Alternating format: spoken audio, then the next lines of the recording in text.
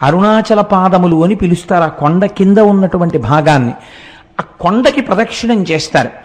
ఈ కొండకి ప్రదక్షిణం చేస్తే అక్కడ మీరు నమ్మండి నమ్మపోండి, నాకు పరమ విశ్వాసముతో కూడుకున్న విషయం, ఎన్ని కోట్ల జన్మల పాపములో అక్కడ దగ్ధమవుతాయని. భగవాన్ రమణుల్ని ఎవరైనా చూడ్డానికి వెడితే అరుణాచలంలో ఆయన మొదట ఒక ప్రశ్న వేసేవారు, గిరి ప్రదక్షిణం చేశారా అని అడిగేవారు.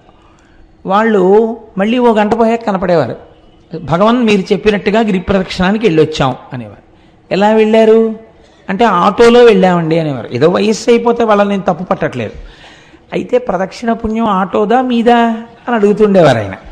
కాబట్టి ఆ గిరి ప్రదక్షిణం అనేటటువంటిది మనం ప్రయత్నపూర్వకంగా చెయ్యాలి. అక్కడ చిత్రం ఏమిటంటే, మీరు ప్రదక్షిణం ప్రారంభం చెయ్యగానే సాధారణంగా రమణాశ్రమం దగ్గర నమస్కారం చేసి